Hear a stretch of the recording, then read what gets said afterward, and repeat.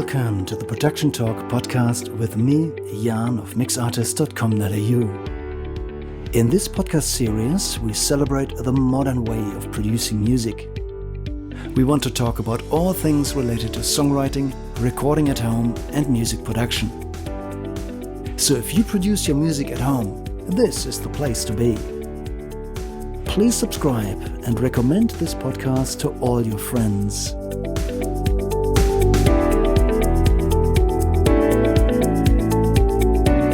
This is the Production Talk podcast, episode 34.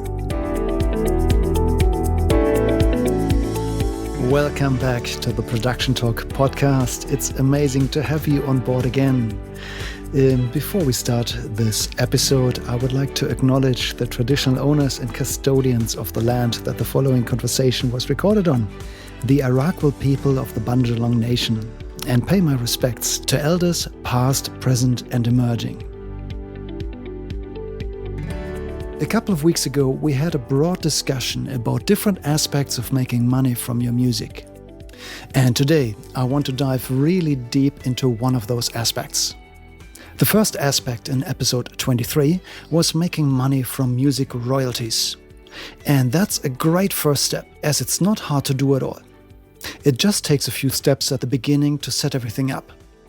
And once you're set up, it takes very little effort on your part to keep your records updated. Claiming royalties is so easy, there's really no reason not to.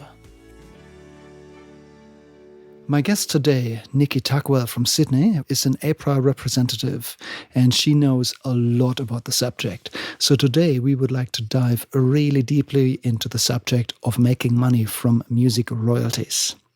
All right, let's cut this intro short and go straight to the good stuff. Here is my interview with Apra's Nikki Tuckwell. With us today is Nikki Tuckwell from Apra AMCOS. Nikki, thank you so much for making the time today. Would you like to please introduce yourself and tell us a little bit about yourself? No, really, thank you, Jan, for having me guest speak on the podcast today. I'm actually really happy to be here. So yes, I am a representative at Apra AMCOS. I'm an education and outreach specialist in the writer services division at Apra AMCOS. Okay. So essentially, I've been with the company for a very long time, started in the licensing department, which is fondly what we term the dark side. So essentially, if you were a business owner... Why the dark side? Well, because if you are a business owner and you get a call from Apra AMCOS, you probably don't want that call. It's generally speaking a call that's asking you to pay money, because if you're using music in your business, then under copyright law, you have to have permission, and that permission is a license from us. And of course, there's a fee for that. Yes. The beauty of being where I am now in writer services, the light side, is that when you get a call as a writer from Apra AMCOS, it's usually because we want to pay you money. So it's much, much nicer to be on my side now. Excellent. And are you a musician yourself by any chance? Why do you decide to follow a career in music? I absolutely dreamed of being a superstar. Not just a musician. I wanted to be arena tours, worldwide global success. I did actually study at JMC for a little while. I did a bunch of, singer-songwriter, gigging around, doing all that kind of thing. But sad truth of it is that pop music has an expiration date. I still believe this is true. Specifically for that genre, and I kind of reached that expiration date, and something hadn't worked out. I don't know what did I miss. Did I miss the meeting? So I looked at other avenues. I just knew my whole life that I wanted to work in the music industry, and of course, having been involved since I was a teenager, I'd heard about Apra AMCOS essentially from the person who now does my role. I had then later at JMC again been exposed to what Apra is and does, and eventually a friend of mine from university ended up with a role there. I applied, and I've been there ever since. Okay, wow. And how many years have you been there for? Approximately. So about 13. Oh, wow. That's a long time. Wow. Okay. It's a long time, but it is a company that it's funny. It kind of goes either way. You either join, stay 1 or 2 years, and move on, or we tend to have this other group of people who, I don't want to use the term lifers, but people really love working there. It's an excellent organisation to be a staff member of. Good. That's good to know.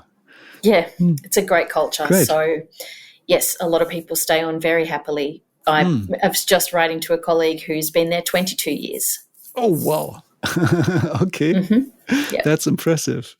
So just for listeners who don't know what Apra is, would you mind to just explain the role that Apra plays in the Australian music industry in a few words and introduce us to Apra, So please? first of all, I'll break down the acronym. So we are, of course, the Australasian Performing Right Association. And AMCOS is the Australasian Mechanical Copyright Owners Society. So we're actually two separate societies with separate memberships, even separate ABNs. We are administering copyright on behalf of our members. So we're essentially a rights management organisation, and we're acting as a conduit, like a middleman for those who create and own their copyright, so your songwriters, and those who want to use copyright, so business owners, event promoters, filmmakers, whoever it might be that is putting on a performance of music. We are there to ensure that whenever our members' music is being performed and used, that there is permission granted, and in exchange for that permission, a royalty being paid back to the songwriter. Okay, fantastic. So it's effectively a method for musicians to get a return, to make money using their music. It is, and it's a return that they are due legally, because as a songwriter, you automatically own the copyright in any composition you create. So you're due this by law. Yes. Okay. Yeah, that's a common misunderstanding that I've come across many times before, that people say, okay, but wouldn't I sign away my copyright? But by my understanding, copyright can't be taken from a person. Is that right? Yes, essentially you are correct. So I think what the word is assignment. So when a writer joins Apra, they are legally assigning their public performance right to us. That does in effect kind of transfer the ownership in a way, because we need to be able to go out, license any businesses using music, and then collect that royalty. But we absolutely want to give our members the ability to use their music, monetize their music in any way that they like. So while, yes, they are legally assigning the copyright to us, we have in place measures so that you can license that back from us. You can take back your whole catalogue for a particular usage, maybe a live performance if you're going out on a big tour, or if you have a specific use in mind. Maybe you want to license back a song for a podcast or music on hold because one specific company has asked you for the use of the song and they're going to pay you a really great fee for it. You license that back from us and you can do with it exactly as you wish. Fantastic. That would then therefore also apply to sync licensing companies? So synchronization is a little bit different. It is, with one exception, it's actually not part of the assignment that you give to Apra AMCOS. Okay. So the sync right still remains with the songwriter. They can go out and license synchronization directly to the end user. And that's therefore in addition to Apra? Or does that rule each other out?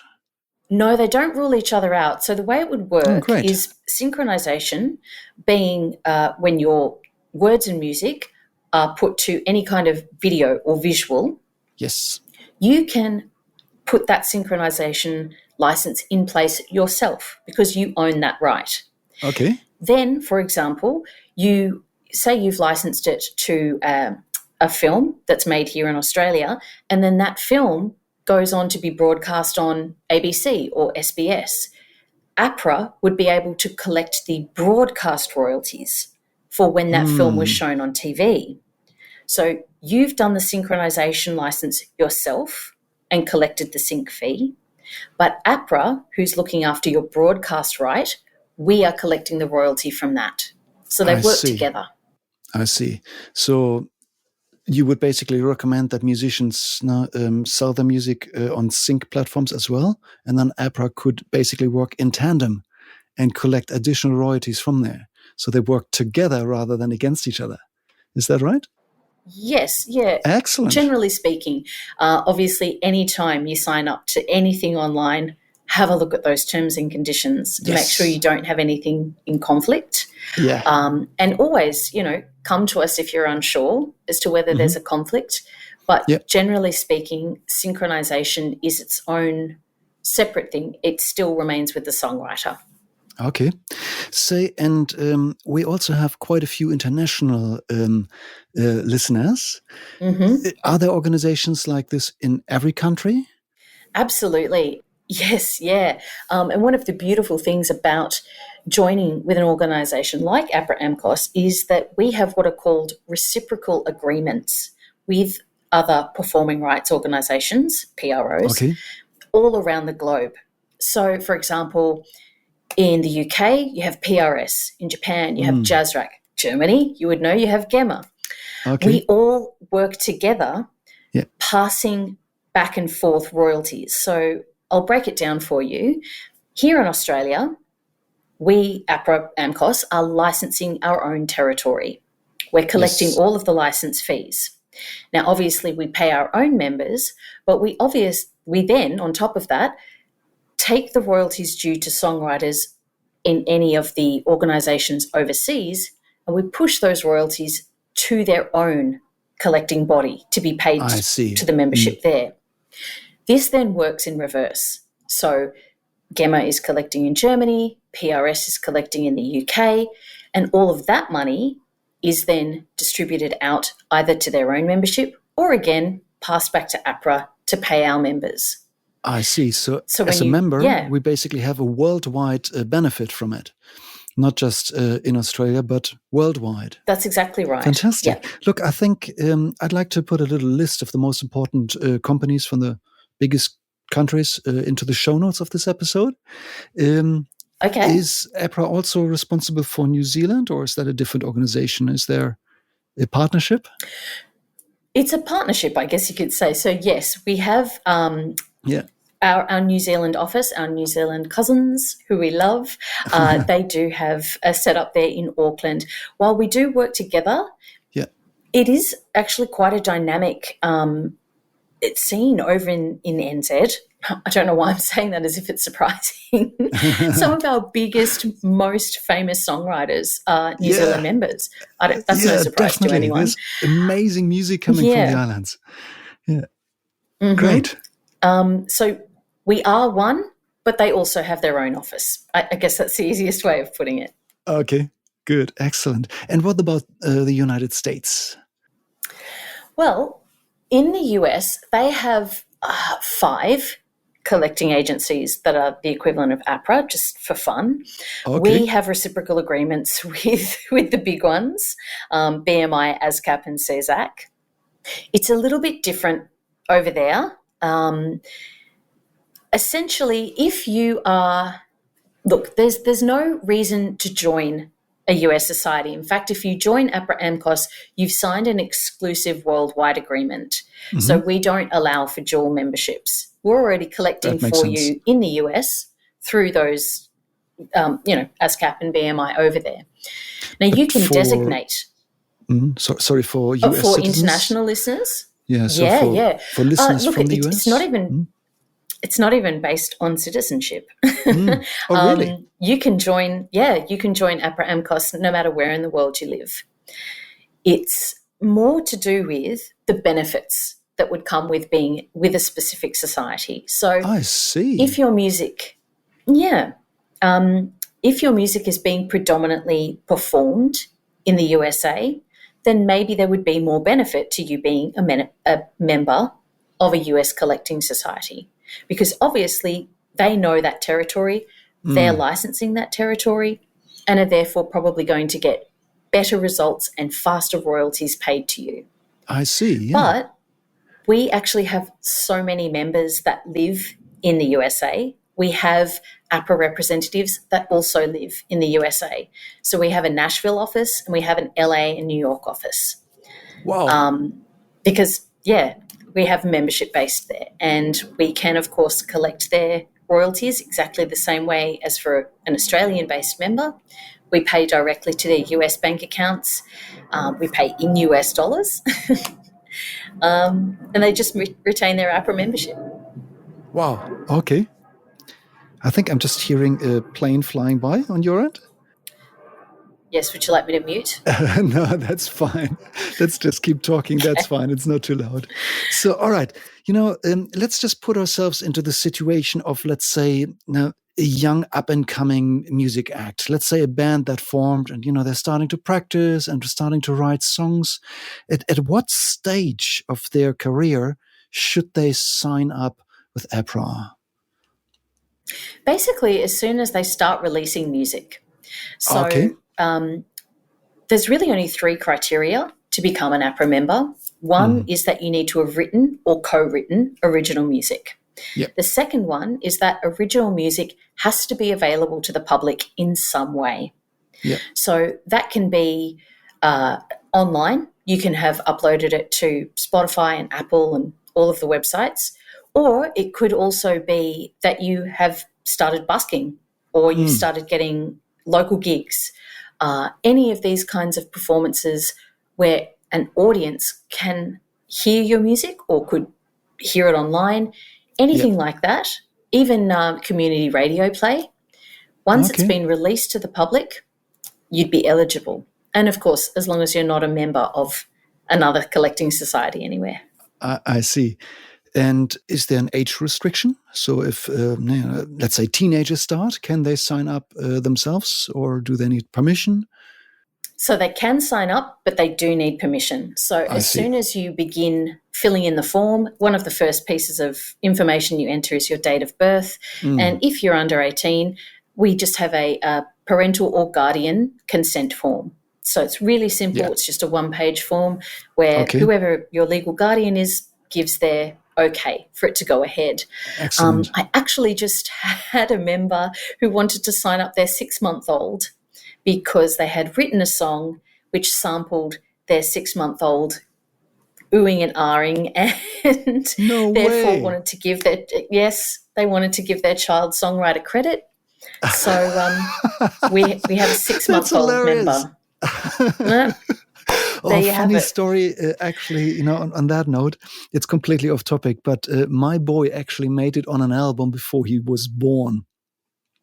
When we were actually pregnant, with our boy, we actually got a recording, with an ultrasound that I captured with my phone, and I actually inserted that into a client's piece of music as an effect.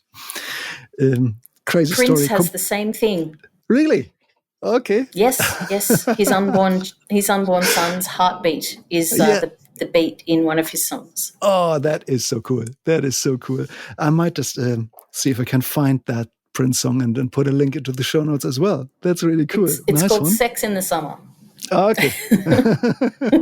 I'll look that up. Fantastic. Look, a lot of musicians are creatives. They just love to play their instruments. We are just talking about a bit of paperwork here, aren't we? We're not signing up. There's a bit of a procedure.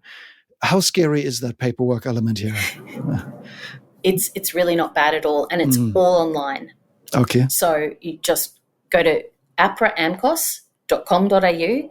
It's almost the first thing you'll see. Little yellow button, join, it's free. And it's free. Yes, that's correct. It is free. So we do not charge any membership fees. Fantastic. No ongoing dues, no need to renew. You sign up, it's free, it remains in place for life. Wow. The form is really pretty straightforward. So it's going to ask for things like your name, address, ABN, if you have a Yep. sole trader ABN, but you don't have to, so you can skip that. We do need to know, of course, how your music is available, just a checkbox. It does ask for your bank details because we need to pay you royalties. And then there is the legal assignment. So that's probably the most lengthy part of the process, simply because you actually have to look through the assignment. We make you go through it. Yep. But really, that's pretty much it. It's quite straightforward. It's just a electronic signature at the end. It comes to us for processing, usually about 7 to 10 days to fully process and check them. And we get you what's called an IPI number. Yep. And the IPI number is what is going to identify you as an individual songwriter on the international copyright database. So all of the collecting societies globally will be able to identify you by that number. Fantastic. So there's really no reason not to sign up, in all honesty. There really isn't, Not isn't really. there? Yeah. No. Yeah, good. Particularly if your music has been released. And I know things have been pretty grim over the last 2 years.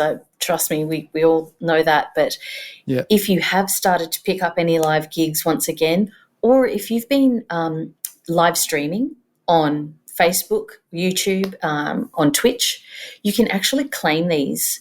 You get paid when you perform your own songs in a live or a live stream setting. So if you fall into that scenario and you're not a member, you're literally missing out on money that we want to give you. Okay. All right, let's just go back to that example of that young little band who just started out and they just played their first, let's say, small gig at a pub. How does Apra know that which songs were performed? How does that work? So live performance is one of the very few ways that we actually ask our members to report to us. It's self-reported. Okay. When you become a member, you will have access to our member portal. And the member portal allows you to log into your own account. You will then be able to make what we call a submission and enter a live performance report. And the report is really simple. We're asking for the date that you played, the venue that you played at and the address, and then you just add your set list. And you can save the set list as a whole complete thing, or you can enter each song individually. You just tick the boxes. Ah, I see. So if the weekend after we played a different pub with the same set list, we wouldn't have to enter the songs again. We could just say that set list. That's right. You can set that up because it's your own account and your own membership. You can create a saved set list. If you play that all the time, or if you're going on a tour and you know you're pretty much going to play the same 10 songs, save those 10 songs, and then maybe your encore changes every night. You can add the additional encore songs. However you like to do it. Fantastic. That is so easy. Excellent. Nice one. Good. I was going to say maybe the only other thing for this young band to know about, definitely worth mentioning, is if they start to co-write songs. So if they're all in the room and they're writing together, I know it doesn't seem like a kind of fun or friendly thing to do, but it really is worth just having a bit of a discussion while you're in there and the vibe is really good and everyone's like, maybe you've just struck that last chord, you're looking around the room, you're like, yes, this is it. This is the hit. Right then, when you've cracked open beers or popped champagne, depending on your genre, that's the time to talk about how you're going to share the royalties, what your writer splits are going to be. I need to hear a bit more about this. So first and foremost, would we sign up as one band together or each member individually? Sure, yeah. So you actually have to sign up individually. Okay. Copyright is owned by the individual. So when you've co-written with one other person or 3 other people, each of you owns a share in that entire copyright work. So, for example, Yarn, if you and I wrote a song, maybe we decide to go 50-50. It's a pretty common thing to do. But maybe you had actually come up with the entire melody and 2 verses, and maybe I only did the chorus and not much Yeah. else, in which case we might negotiate. We might do 70-30 or 80-20. Okay. I know no one likes to hear it, but there's actually no industry standard. There's no right or wrong way of doing it. What I cannot stress enough, though, is get it in writing. No matter I what you see. agree on, even if it's it can be just a text message, an email that everyone replies to and just says, yes, I agree, these are the shares. I can't tell you the number of times that a simple email between bandmates has saved ongoing disputes, possibly even legal trouble. Oh, wow. Okay. And I've seen it, and I've seen it happen with Australian writers who would have had to fight American publishers, but they had the emails that everybody had replied to, and that was it. It solved the problem, solved everything straight away. That is such good advice. That's really good. So is that what we call the split as the term? It the is. Split? Yeah. Yes. We would call it writer splits or writer shares. Writer shares. Yes. Okay. Yeah. So let's say if I then log onto my account and let's say, I'm just a drummer. So chances are I might just get 10% or 20, or who knows. Then I just log in, find the song and type in my percentage, and that's it. Actually, only one person will register the song.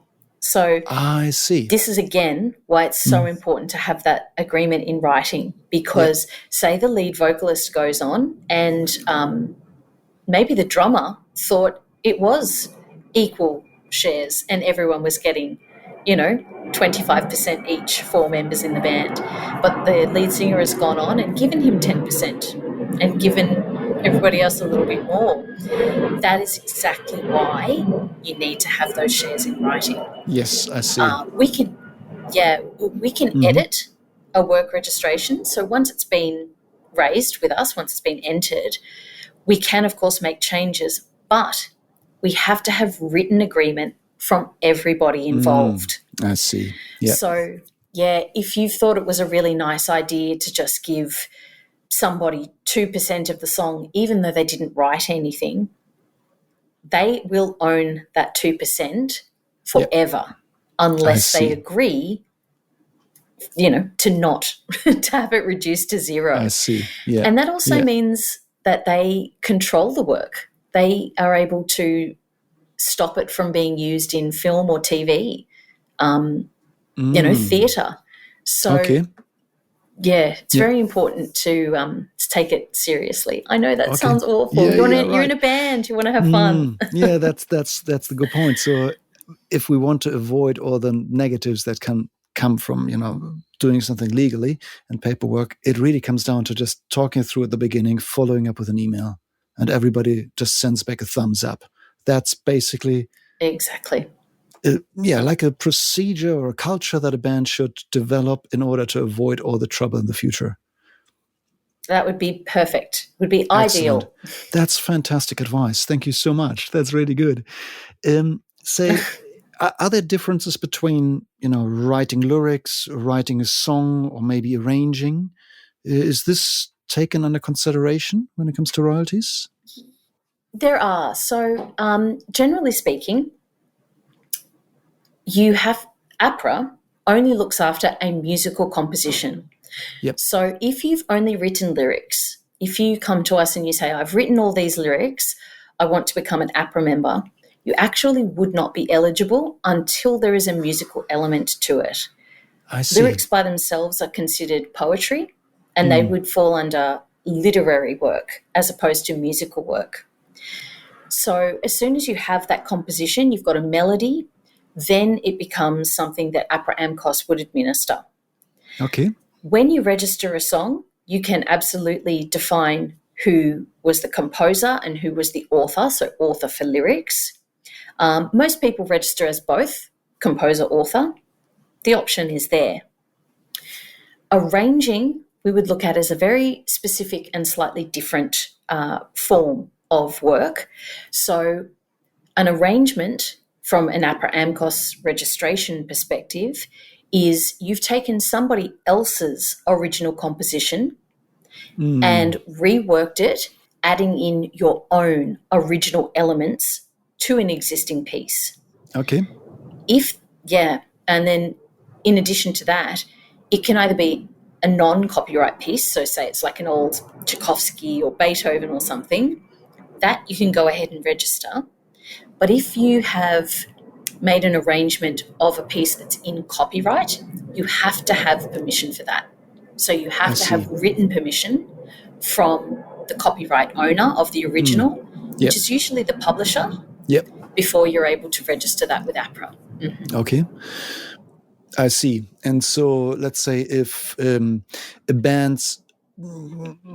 members had different strengths and weaknesses, so let's say there was a guitar player who also sings, who does all the lyrics and most of the melodies, but then the bass player and the drummer say, okay, look, we need to shorten that intro and let's make space here for an extra middle eight and just have an extra double chorus at the end, which is then the arrangement work.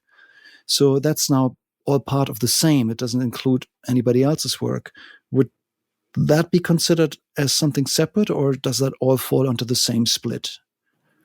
I think that's all going to fall under the same split, because essentially you're still working on the one original composition. It's a brand new work. Yes. It would only really be if the songwriter had, like the main vocalist had already released the piece. It would be a highly unusual situation. I think you are dealing there with a very original work. Fantastic. Okay. Excellent. So, and let's say we go back to our pub band. Let's say we have 7 originals, and just to beef it up a bit, to make it, stretch it into 2 sets, we just add a couple of cover versions from other bands. What do we need to consider here? It depends how you are doing this. So if we're talking about a live performance, easy, great. All you need to do is, when you're sending in your live performance report, or you're filling that in online, just add those covers to your set. You just type in the name of the song, our system will find it, and we will pay the songwriters of the cover that you performed. So that's how it's done. That's how they get their royalty. Too easy. If we're talking about, it's so easy. If we're talking about a cover that you are releasing digitally on an audio-only platform, and I'm very specifically saying audio-only, so there's no synchronization involved. Here in Australia, the digital service providers have actually obtained the correct mechanical license for you. So as long as you're only releasing to Australian platforms, you can release covers digitally here. But if you have your works released overseas, and a lot of aggregators do release to US websites, you probably need to contact the mechanical licensing arms in the foreign countries, like the Harry Fox Agency or Mechanical Licensing Collective in the USA is a big one. You will need to obtain a mechanical license to do digital releases of a cover song. I see. Okay. And then the third type, there's a third, if you are going to make physical copies. So maybe you've done the digital release and people love it. They think your cover version. I think we've got an audio dropout here. I just lost your sound and visual. Uh-oh.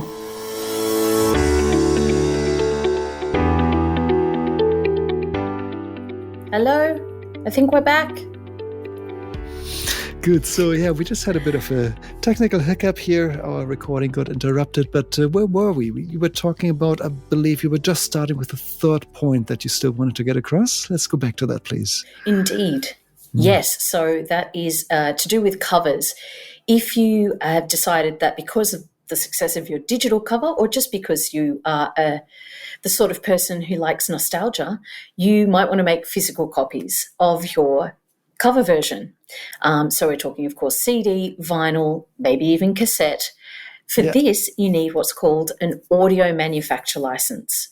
And those are really easy to get. You actually just go to the Apra AMCOS website. The fastest way to find it is use the search feature, type in audio manufacturer.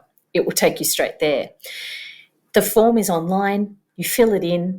There's a little section at the end, so you'll actually be able to calculate exactly what the license fee will cost you. Okay. And that's it. Send in the form, you pay the fee, and that's going to allow you to make covers on a physical format. Fantastic. So, but there's no need for originals, obviously, to do any of that. It's only for cover songs. No. Only for covers. Yeah. Too easy. When it comes to releasing your own original work in a physical format, there's no AMCOS royalty to be collected, and that's exactly why. We don't license you to make copies of your own music. Yeah, that makes sense. that makes sense.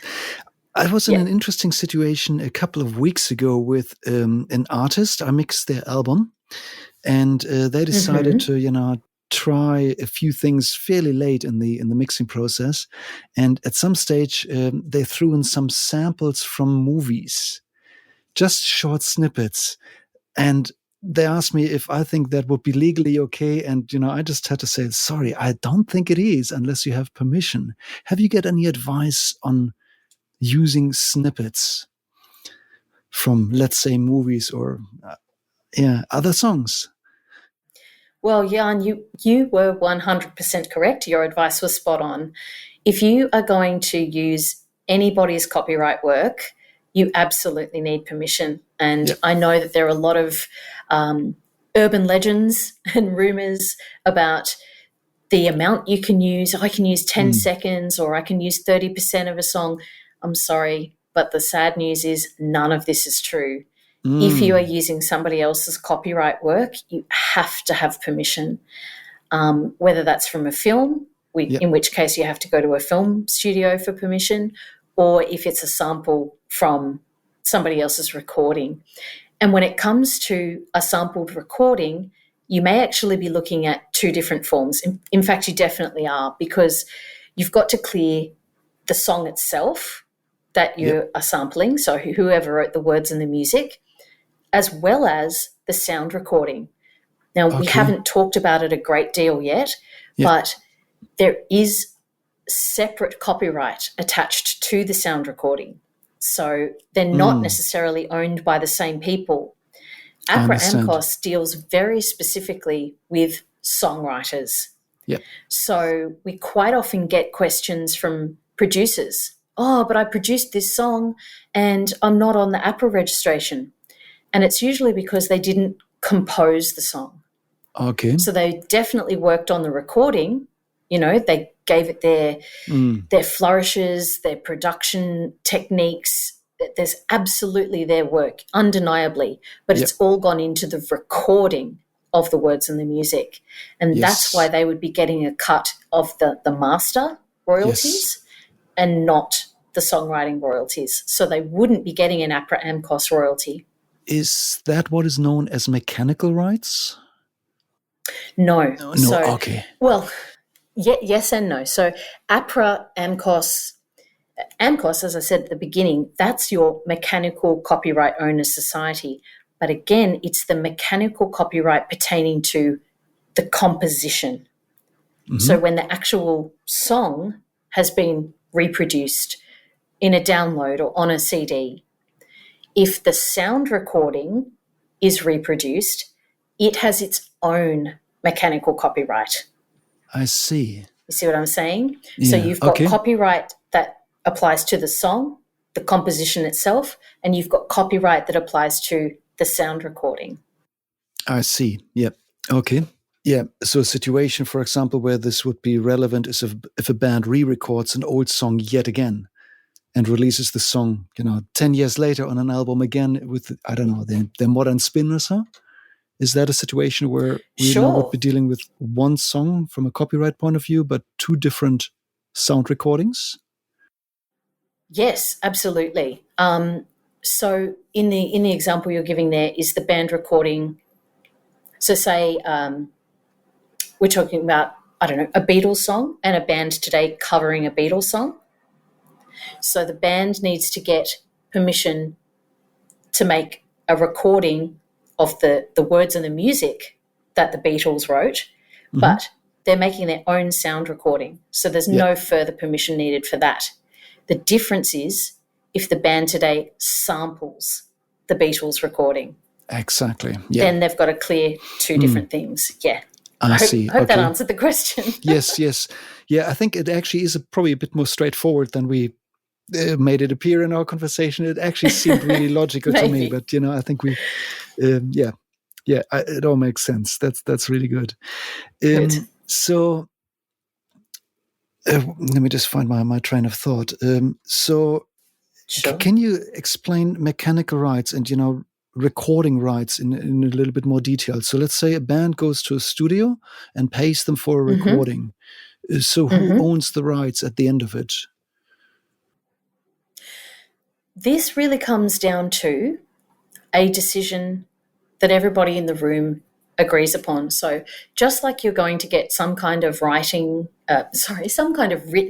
agreement as to the songwriter splits, when you go into a recording studio, you might also want to take in with you a little bit of a contract to say that today when we're here, we are paying this amount, and at the end of the day, we will own the master, and there will be no ongoing royalties due to the engineer, the producer, your session musicians, any vocalists.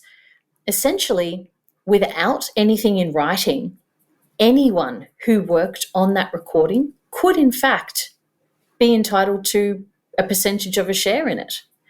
They could be entitled to royalties. They, could claim a little bit of ownership from it. So it is best just to be upfront with everyone.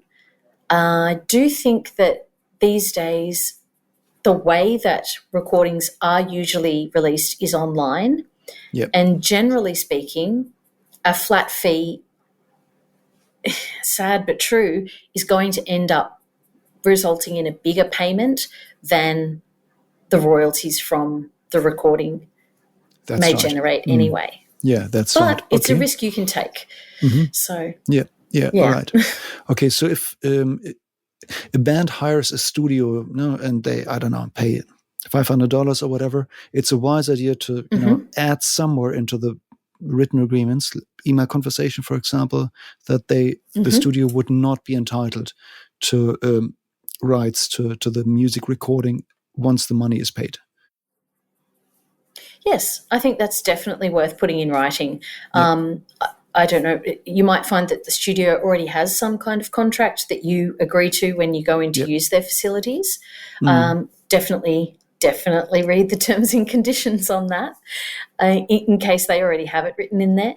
But it's certainly something that's worth putting in writing, just so everyone's on the same page. Yeah. Another possibility would be possibly negotiating a lower fee by giving, let's say the recording engineer a percentage, but that would then only apply to the recording rights and not to the copyright of the song. Is that correct? 100% correct, yes. Okay, good. And that's something that needs to be spelled out, because I'm sure a lot of recording engineers who decide to lower the fee to get 10% may misunderstand that. Okay.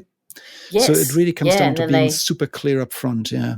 Okay. As clear as you can be. Yeah. Okay. So ages ago, I was working with a band that recorded a song first and released it and put it up on Apra. And that was not the very best work they've done, but later they recorded it again and it turned out really well. So it was a completely different recording, and they tried to put it up on Apra again, but the name was already used. So would that have been the same song effectively? How would you handle this kind of situation? Yes, you're exactly right. To us, it's the same song. Yeah. It doesn't matter whether you have added 2 verses and a bridge. It doesn't matter whether you changed, the mix, added extra instruments. None of that is relevant to who is getting paid songwriter royalties. That makes sense, yeah. When you do a new recording of a song, you usually get what's called an ISRC code, International Standard Recording Code. And every time you make a new recording of that song, you get a new ISRC. So you might have your original album version. You might have a radio edit. You might have a I see. 2022 remix. Yep. Your Spotify version, your YouTube version.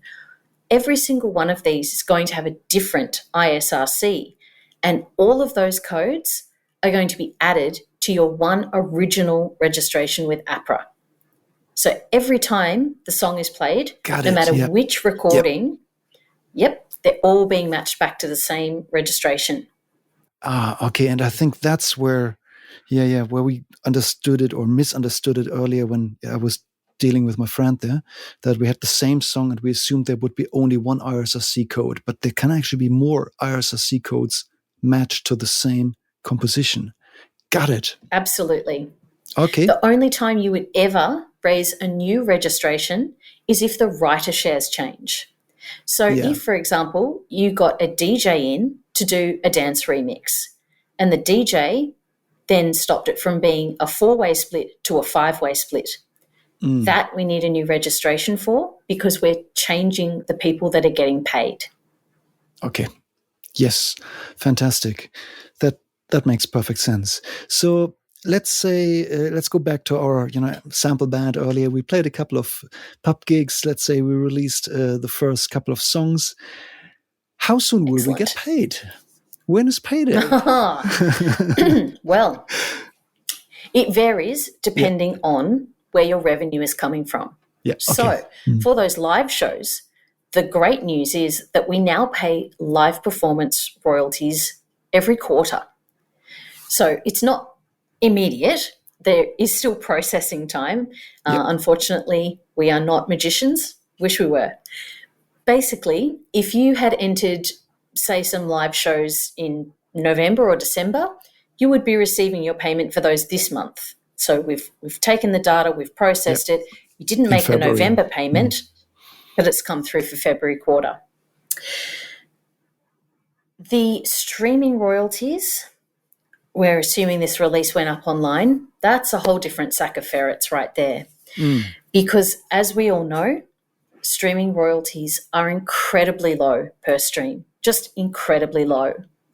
So although we are receiving every single stream, we get so much data from streaming services, it takes a lot to start really seeing a payable royalty. I've heard some scary figures thrown around. I've heard 10,000 or more streams in a 3-month time frame, and that's within one territory. I've heard even more than that. I've heard 25,000 for territories like the UK in a calendar quarter. That's the kind of numbers you need to start seeing before you really start making money from streaming.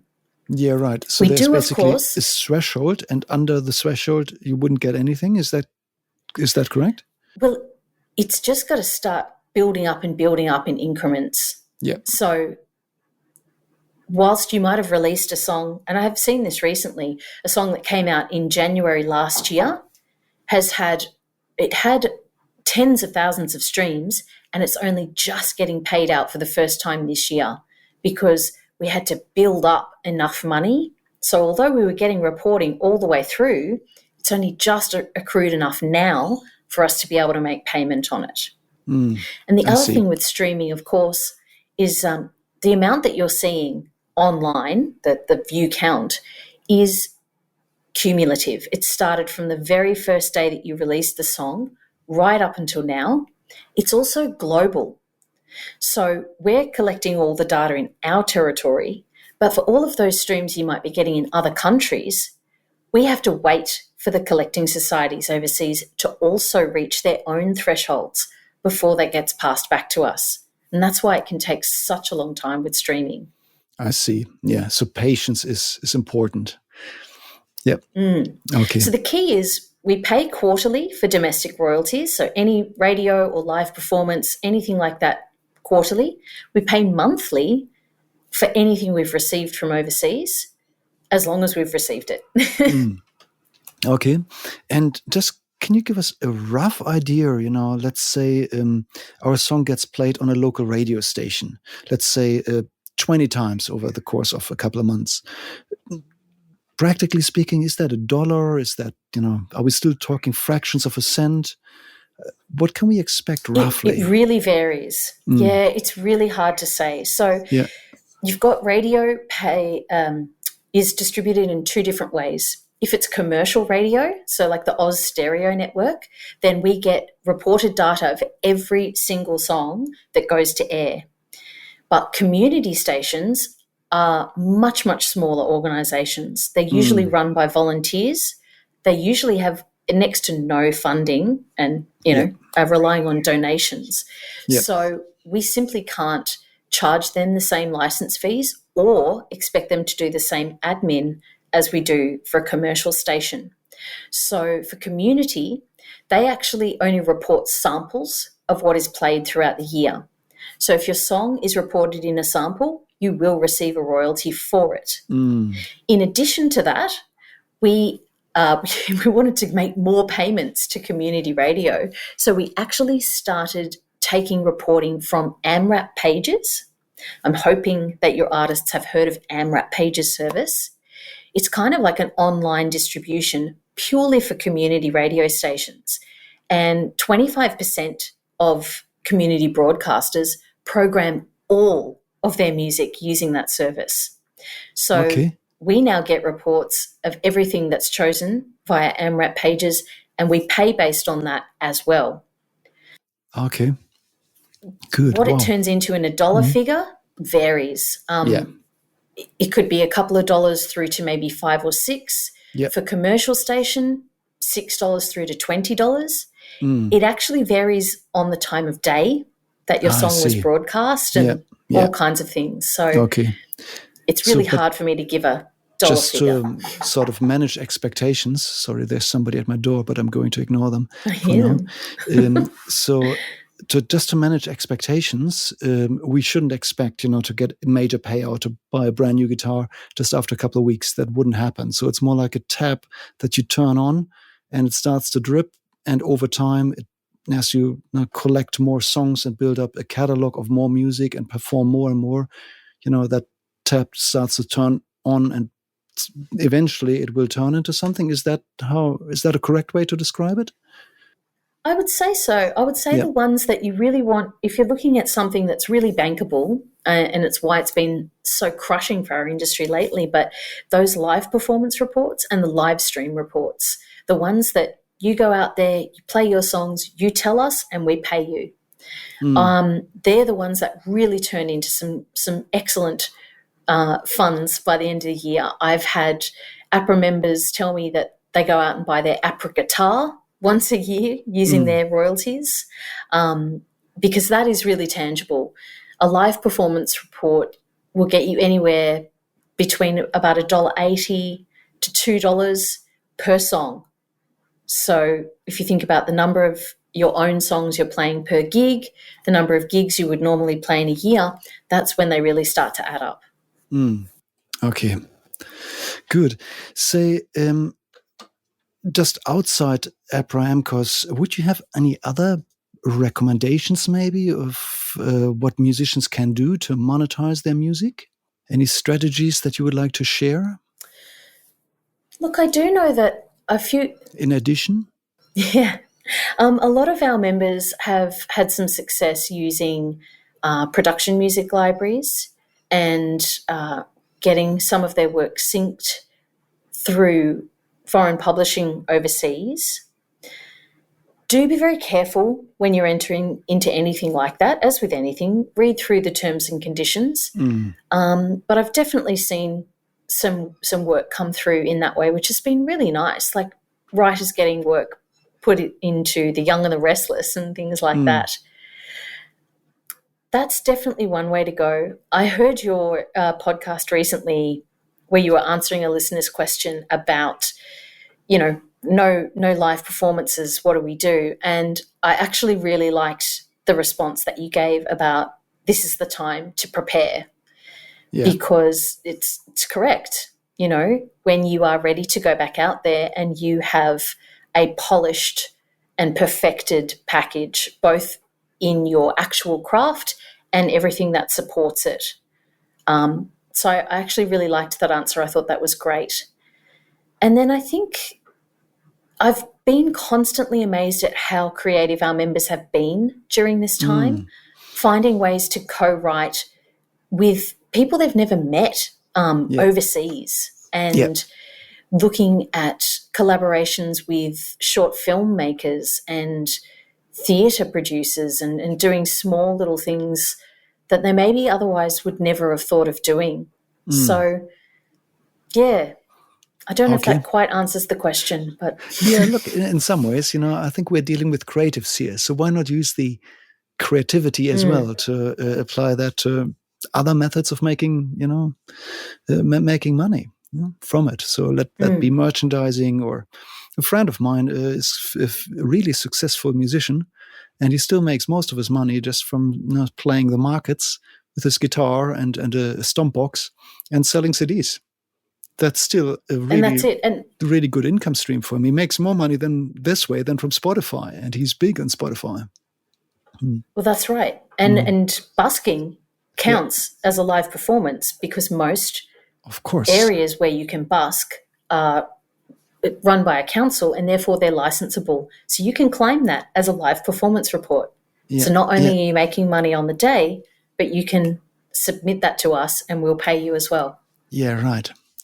Look, I've got one really vague question for you, and I'm not quite sure if it's a fair one. You're welcome to dodge this if you want to. But if you had to look if I made you look into your crystal ball, what are your predictions for the next, let's say, 10 years for musicians?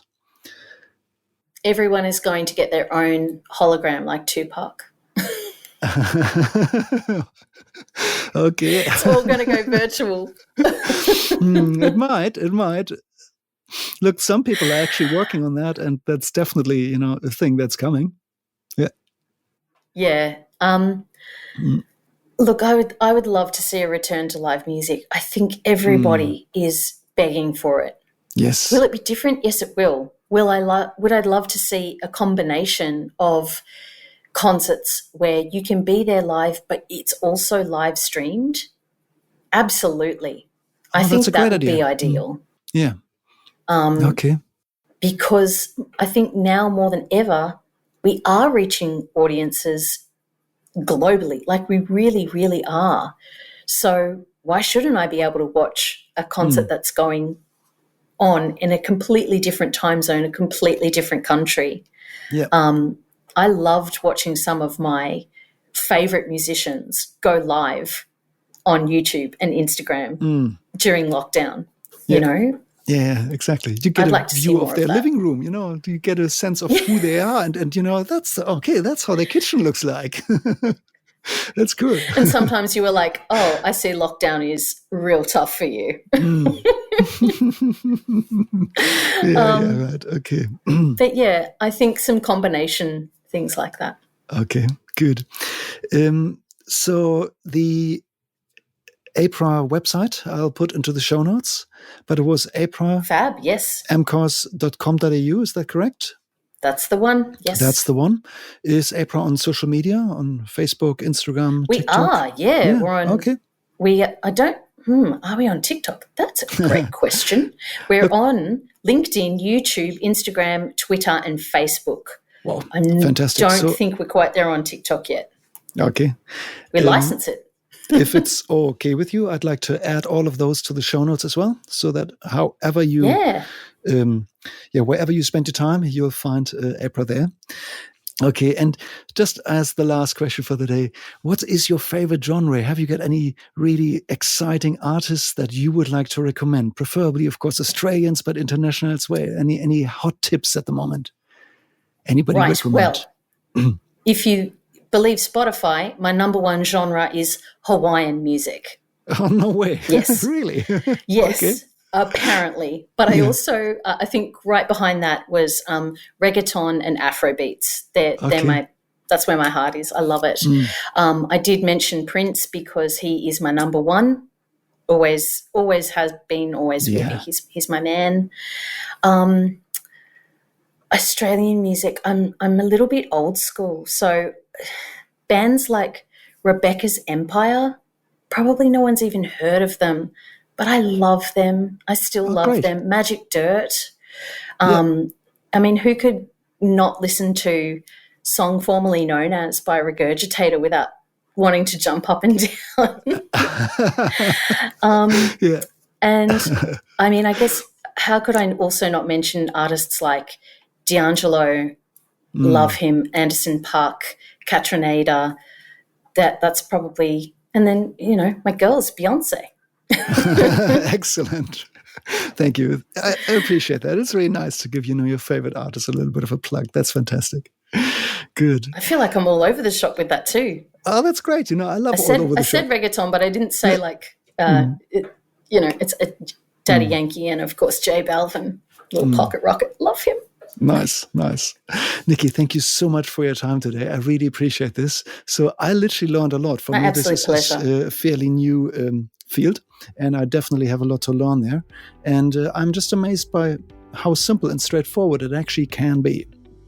So it can be. It seems crazy. It is nuanced, but Apra is there online. You know, jump on live chat, send us an email. We do have phone lines, even if we can't always answer the phone.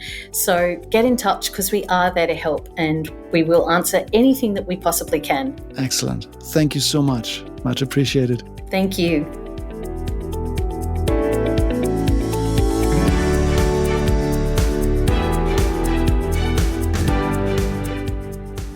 Thank you so much, Nikki. What an interview. Look, I think this was really fantastic. There are lots of things you can do right now, so please head over to the show notes. Follow the links to Apra, and I also added additional links that might help you to monetize your music. So check it out and take action today. If you haven't signed up for Apra, now is the time. If you already have signed up, just maybe go over it and make sure all your records are up to speed. Just keep adding to it. It's like almost like compound interest. If you add more songs, if you write more songs, just keep adding them, keep adding new music. Your portfolio will grow, and the more it grows, the longer it sits there, the more royalties you can make. And of course, the more you play live and the more you get played on radio stations, the better as well. If you need any more help getting your music on radio stations, maybe go back one episode to episode 33 with Mark Brown. He had some amazing tips for promoting your music and getting your music out there. So you've got a few steps to do. Get into it, keep your records updated, and just make sure all the infrastructure is set for you to make a return on your music. Good. If you have any further questions, or if you have any new ideas to share, head over to Facebook and search for the Production Talk podcast community. It's our Facebook group where I hang around, where I answer questions. So it has been a little bit quiet lately. I would love to see a bit more action there. Please join. I would also really appreciate if you could please leave a rating for this podcast episode. A 5-star rating would be absolutely phenomenal. That would make my day. And every time I see a little written comment, it really puts a huge smile on my dial. And that's basically what keeps me going. So I'm looking forward to reading your review, please. If you want to get in touch with me for music mixing, reach out via mixartist.com.au. My mixing website is always online, and you can easily reach me there if you need help finishing your projects. And just before we finish this episode, I have one more question to ask you. Think about it. Do you know any musicians who have not yet signed up to Apra or who haven't updated their records in years? Well, I'm pretty sure you know somebody, maybe many people. Do me a favor, please, and reach out to every one of them and pass this episode on. Share it via social media or via text message, doesn't matter, but share this episode so that they also get to hear Nikki and all the amazing things she had to say about making money from royalties. Okay, I guess that's all for now. You have a fantastic week and speak to you soon. And bye for now.